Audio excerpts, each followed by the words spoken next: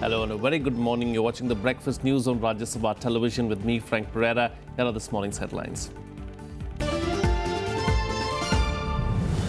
Pakistan's tit-for-tat over espionage asks official working in Indian High Commission in Islamabad to leave the country immediately. This after India declared Pak High Commission staffer persona non grata.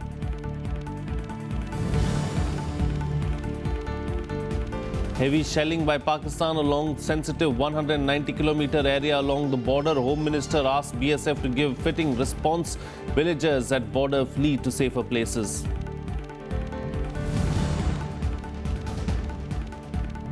Tata Sons accuses former chairman Cyrus Mistry of making malicious allegations, says he was fully empowered to lead the group. This after Mistry alleged that he was made lame duck chairman.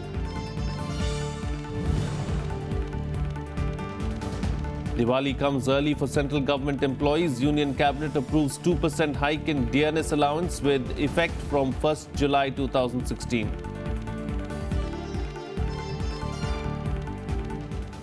Well, India and Pakistan are once again embroiled in a diplomatic war after an espionage racket involving a Pakistani High Commission staffer was uncovered in Delhi. India has declared Mahmood Akhtar persona non grata and asked him to leave the country immediately. Pakistan too has asked an Indian embassy official working in Islamabad to leave the country immediately. Here's more. In a tit-for-tat action after Indian police busted an ISI-run spy ring at the Pakistan High Commission in New Delhi, Pakistan also declared an Indian High Commission official as persona non grata and asked him to leave the country within 48 hours. The decision was conveyed to Indian High Commissioner Gautam Bambawale, who was asked to make urgent necessary arrangements for Surjit Singh and his family to leave Pakistan by Saturday. This after India busted a major Pakistani spy ring by arresting 2 Indian spies and a Pakistan High Commission staffer on Thursday. Mahmood Akhtar, who worked in the visa section of the Pakistan High Commission in Delhi, was accused of collecting critical details, including those about deployment of BSF personnel along the Indo-Pak border from 2 other Indian accomplices. Described as the kingpin of the spy ring, Akhtar was carrying a forged Aadhaar card with the alias Mehboob Rajput to assume an Indian identity. एक espionage racket को bast किया है crime branch ने और 2 लोग गिरफ्तार हुए हैं। इस एस्पियोनाज रैकेट में पाकिस्तान हाई कमीशन का एक मेंबर किंगपिन था जो इंडियंस को रिक्रूट करता था, स्पाइस को उनसे इंफॉर्मेशन लेके पाकिस्तान हाई कमीशन में देता था और आगे पास ऑन करता था। The 2 Indian spies, Maulana alias Akhtar and Subhash Jahangir, were also arrested from the Delhi Zoo on Thursday. Both worked for the ISI and passed on information about army movements near the Indo-Pak border. A 4th person, Shoaib, who is a Jodhpur-based passport and visa agent, was detained by the Rajasthan police. ये सारा जो modules है करीब 1.5 साल से active था। Last 6 months में हमारे पास क्रेडिबल इनपुट्स आ गए थे कि ये लोग पाकिस्तान ISI के लिए जासूसी कर रहे हैं। जो बॉर्डर एरियाज़ हैं वहाँ पे जो हमारे पैरामिलिट्री BSF का डिप्लॉयमेंट है, आर्मी का डिप्लॉयमेंट है, उसकी सारी जानकारी हासिल करके पाकिस्तान हाई कमीशन में जो पाकिस्तान इंटेलिजेंस ऑपरेटिव था महमूद अख्तर को दे रहे थे। Taking strong exception to the act of espionage, Foreign Secretary S. Jaishankar summoned Pakistan High Commissioner Abdul Basit. He was informed that Mahmood Akhtar is persona non grata and has to leave the country. Akhtar was detained and questioned by the police but was not arrested because he enjoys diplomatic immunity. The Pakistan High Commission has been informed that Mr. Mahmood Akhtar and his family must return to Pakistan by October 29, that is within 48 hours. The Foreign Secretary also strongly conveyed to the Pakistan High Commissioner that the Pakistan High Commission must ensure that none of its members indulge in activities inimical to India or behave in a manner that is incompatible with their diplomatic status. The police suspects involvement of more people from the Pakistan High Commission in the espionage ring. Police is also investigating involvement of BSF personnel who leaked information and documents to them. This is Akhilesh Suman's report for Rajya Sabha TV. Meanwhile, heavy exchange of fire continues along the international border between India and Pakistan. Pakistan pounded several areas overnight. Home Minister Rajnath Singh has asked the BSF to give a fitting response. People have been fleeing to safer places from the firing.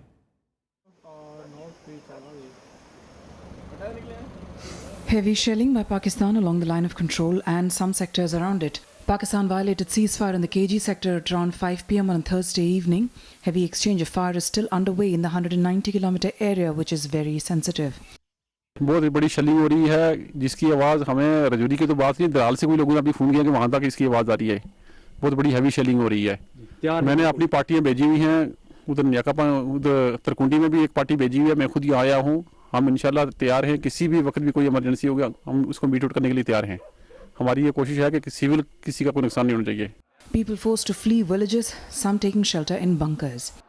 ये इतना जितनी ज़बरदस्त firing आज हो रही है, इससे पहले कभी भी नहीं हुई। तो लोग अपने घर वगैरह छोड़ के भाग गए हैं। तकरीबन जितना ये सभी गांव जो है ये छोड़ के अपने घर को भागे हैं।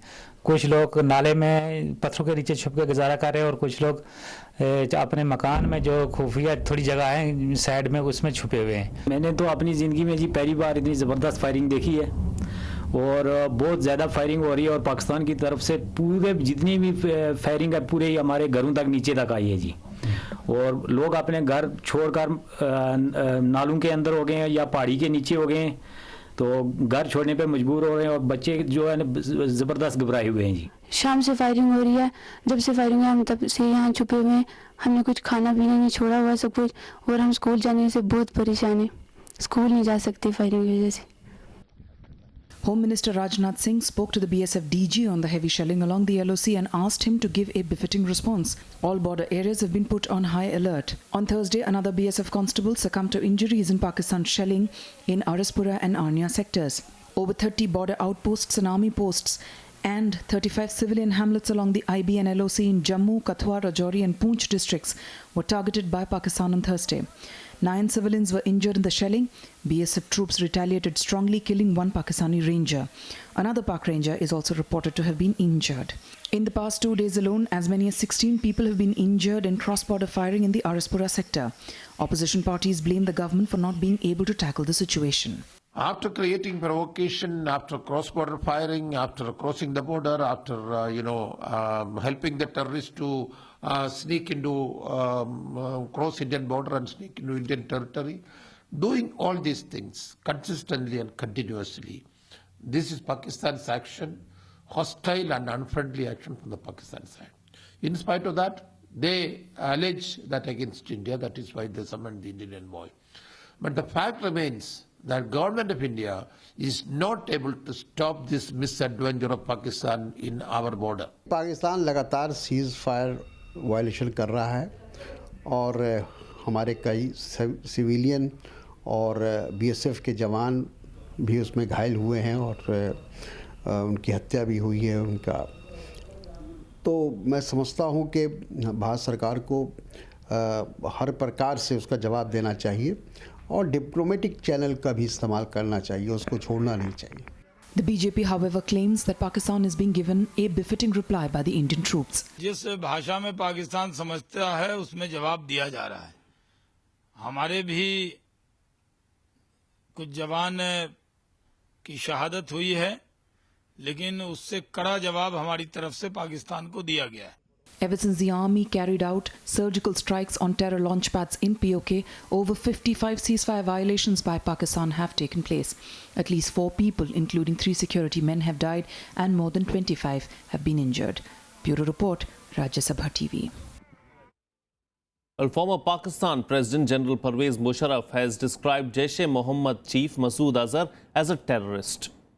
Now, Musharraf has said the Azhar has been involved in bomb blasts even in Pakistan. In an interview to a private news channel, Musharraf did not, however, give a clear reply as to why Pakistan has not been asking China to get Azhar declared as an international terrorist by the United Nations. A proposal is pending before the UN Security Council for declaring Azhar as an international terrorist, but China has been blocking it, claiming that there is not enough evidence to prove that he is a terrorist. When asked about the espionage case busted today in Delhi involving an employee of the Pakistan High Commission, the former Pakistan Army chief initially parried the issue, but later said if it has happened, it must not be encouraged. Musharraf also said that the Nawaz Sharif government lacks aggression.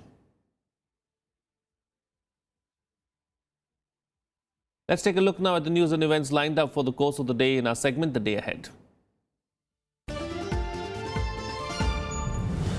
Finance Minister Arun Jaitley will lay the foundation stone for the proposed financial city and administrative city in Andhra Pradesh's capital, Amravati, today. Financial city and administrative city are two of the 9 cities the state government intends to develop in the capital region. Home Minister Rajnath Singh will attend and review the ceremonial parade at the 55th Raising Day Parade of the ITBP in Greater Noida today. ITBP has completed 54 years of service to the nation. The force was raised on the 24th of October 1962. Presently, the force has 60 battalions with 90,000 personnel, primarily deployed to secure 3,488 kilometers of the India-China border in 5 bordering states from the Karakoram Pass in Jammu and Kashmir to Jechapla in Arunachal Pradesh.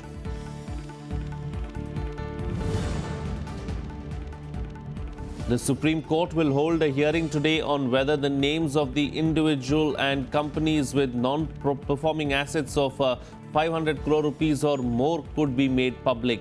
In its last hearing on October 24th, the Apex Court had decided to hold a hearing on the limited point as counsel for NGO Centre for Public Interest Litigation Prashant Bhushan urged the bench to make public the list of the defaulters submitted by the Reserve Bank of India.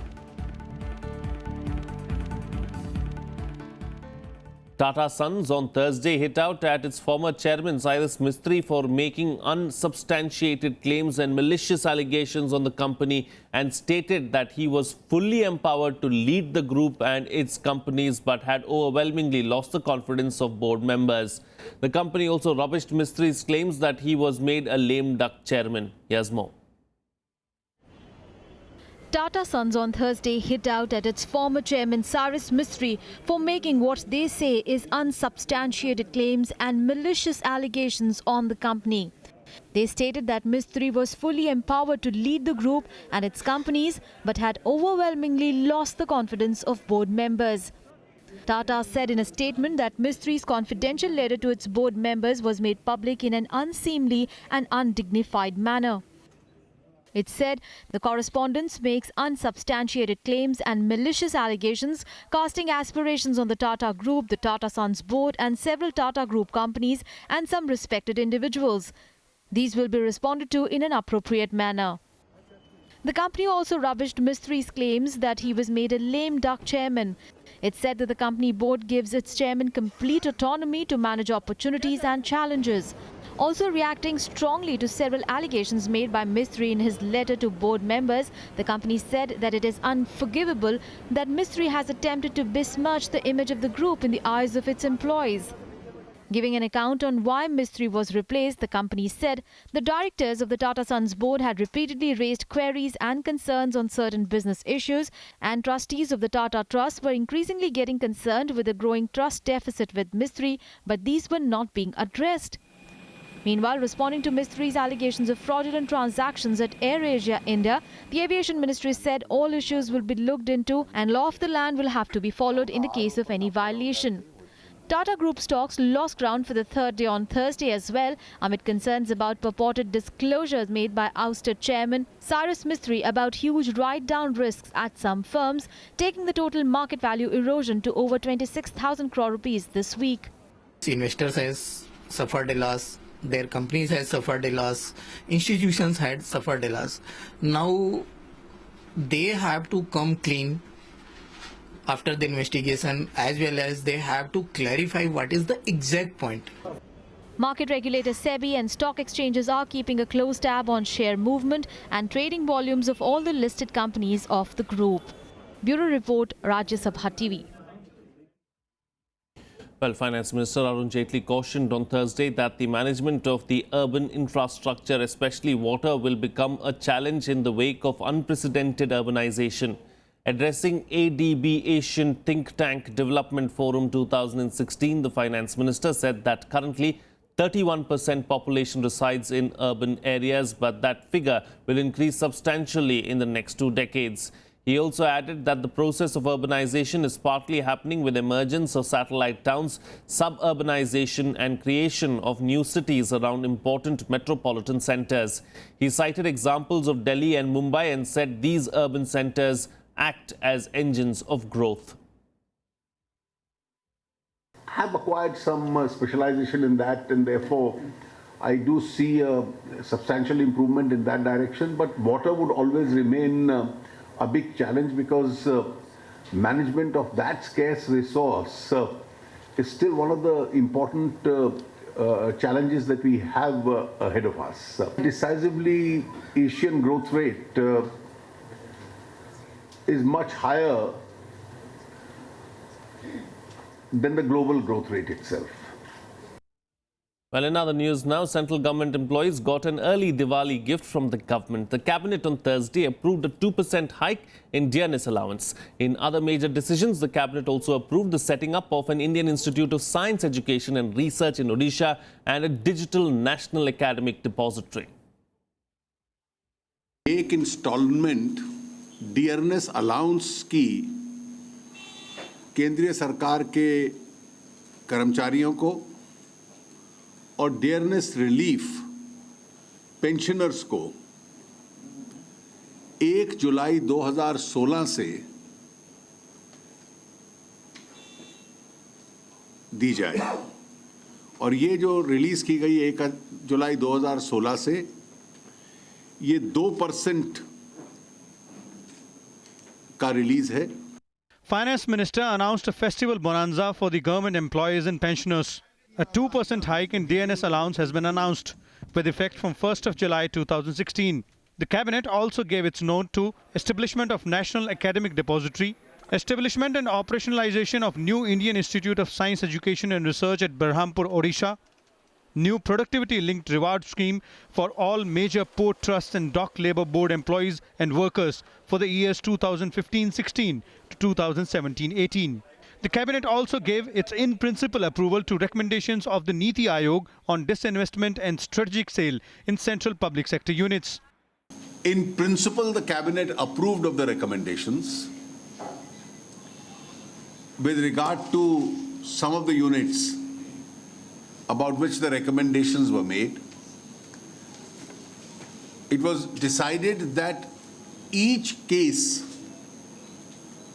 amongst the recommendations would now be brought up separately for consideration after its examination by the Department of Disinvestment and the concerned ministries of the Government of India.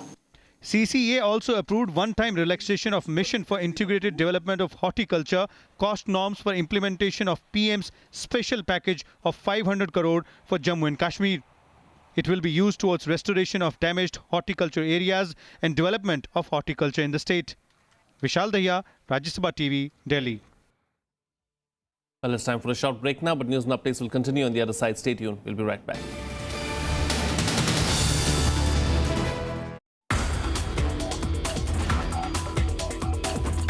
I'm here in this institute now almost 29 years. I grew along with this institute. We are doing, world-class research. You can compare our institute with any national institutions and international institutions. We are one of the top among all the R&D institutions in the country and CSR institutions also. Watch Eureka with Dr. A. Ajay Ghosh, Director, CSIR NEAST, Thiruvananthapuram, only on Rajya Sabha TV.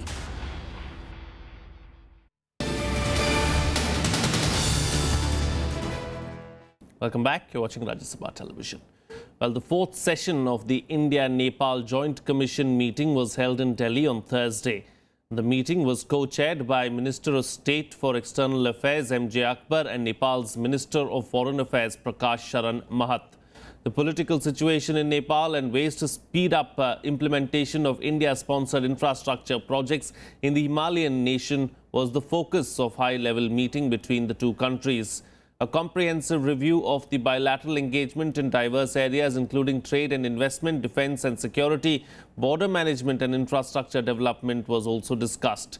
External Affairs Ministry spokesperson Vikas Swarup said that both sides acknowledged the significant progress made since the last meeting of the Joint Commission in taking forward bilateral initiatives in areas such as trade, transit, economic, mutual investment, defense and security, border management, power and water. The Joint Commission provided an opportunity to review political exchanges and bilateral cooperation in all areas and to provide necessary political guidance for further enhancing the traditionally warm and close relations. Both sides acknowledged the significant progress made since the last meeting of the Joint Commission in taking forward bilateral initiatives in areas such as trade, transit, economic, mutual investments, defense and security, border management, power, water resources, agriculture, cross-border transport facilitation, education, cultural and youth exchanges, tourism, railways, infrastructure development, capacity building, and human resource development, and promotion of people-to-people contacts, among others. The Joint Commission reviewed the progress in projects covered under the lines of credit and agreed to expedite their implementation. Moving on now, U.S. law enforcement officials have charged 61 people in an Indian-based call center scam. The U.S. Justice Department has charged 61 people and entities on Thursday with taking part in a scam involving India-based call centers where agents impersonated Internal Revenue Service, immigration and other federal officials and demanded payments for non-existent debts. The scam had operated since 2013, targeted at least 15,000 people who lost more than $300 million. 20 people were arrested in the United States on Thursday, while 32 individuals and 5 call centers in India have been charged. The U.S. government is approaching India for their arrest and finally extradition. U.S. has also commended India for helping it in unearthing a multi-million-dollar transnational scam. According to U.S. officials, the money scammed unlikely went out of the U.S., but those behind this gained access to the money through Hawala racket. These crimes took place in the United States, and under our laws, we have jurisdiction over fraud that essentially occurs in the United States, whether the perpetrators are inside or outside the United States. So these people are calling the United States. That by itself would give us jurisdiction. They're taking money from people in the United States. They are engaged in various financial transactions in the United States to get that money back to the scammers. So the bulk of the activity, really all that happens in India is the calls.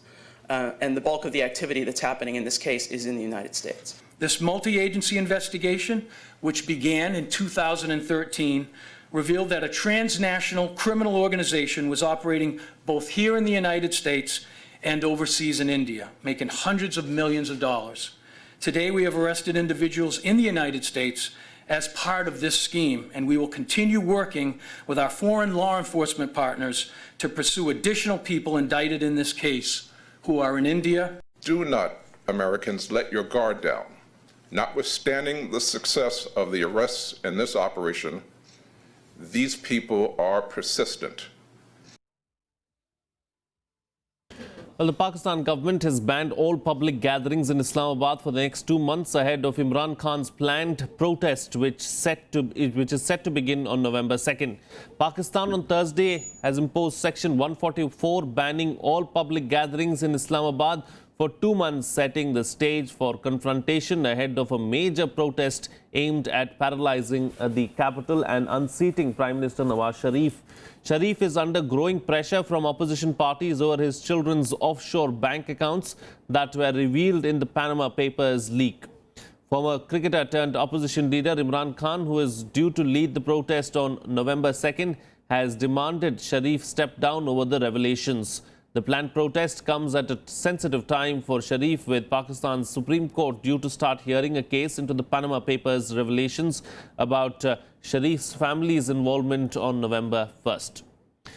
Meanwhile, the Pakistani police also stormed a youth convention of the Pakistan Tehreek-e-Insaf and arrested over 100 party workers as they gathered ahead of the party's planned lockdown of the federal capital. Police thrashed the PTI workers and detained them just when PTI Vice Chairman Shah Mahmood Qureshi was to address the convention.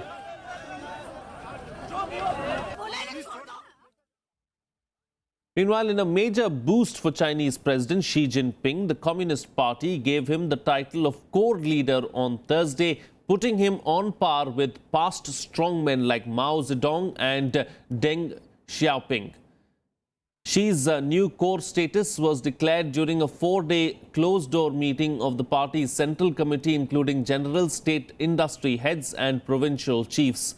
The title marks a significant strengthening of Xi's position ahead of a key party congress next year at which a new standing committee, the pinnacle of power in China, will be constituted. The once every 5 years Congress will be held in the second half of 2017, and Xi will be looking to stack the standing committee with as many as his own people as possible. Since assuming office almost 4 years ago, Xi has rapidly consolidated power, including spearheading economic reforms and appointing himself commander-in-chief of the military. He has also launched the most thorough anti-corruption campaign in decades, gaining wide popularity among Chinese. In more international news now, Islamic State is suffering significant losses in the battle for Mosul. According to the US, around 800 to 900 fighters from the militant group have been killed since the offensive began to regain control of Iraq's second largest city. General Joseph Votel, head of the US Central Command, however, added that it was difficult to provide precise figures as IS fighters moved around in small groups and were trying to melt into the population. For now, the offensive, launched on October 17th on 3 fronts, the east, north and south, is concentrating on areas surrounding Mosul. Progress has been rapid, but stronger resistance is expected when Iraqi forces try to penetrate IS defense lines and enter the city, where the extremists declared a caliphate in June 2014. Aid workers are warning of a major humanitarian crisis with already more than 11,000 around the city displaced since the battle began. Islamic State has been weakened over the past year after intensive US-led bombing and defeats by its opponents. However, as the Mosul battle unfolds, there are fears that the Islamic State could become even more entrenched in Syria. Meanwhile, in central Italy, emergency workers are helping the thousands of residents who were left homeless by 2 earthquakes that struck overnight on Wednesday. While no deaths have been reported due to the quakes, destruction of buildings, including several historic ones, led people to count the damage. Many residents in central Italy had to spend a second night away from their homes as aftershocks continued across the area. Authorities are scrambling to come up with temporary housing, especially with winter approaching. Schools were closed in much of the area on Thursday as a precaution, and a handful of hospitals were evacuated after suffering damage. The first tremor, measuring 5.4 on the Richter scale, came near Viso in Macerata province. The second quake, measuring 6.1 at the same place, came 2 hours later, wiping out buildings and plunging homes into darkness. These come just 2 months after a major quake that killed nearly 300 people hit the same region. Italian Prime Minister Matteo Renzi on Thursday visited towns hit by the quake and said Italy was stronger than any earthquake. Ricostruire e ricostruire in modo serio, finalmente, ricostruire con il progetto Casa Italia e con le regole più avanzate possibile. Io sono molto ottimista che riusciremo a farlo, ma prima, un passo alla volta, diamo la vicinanza a questi nostri fratelli. Well, that's it on this edition of the Breakfast News. Have a good day.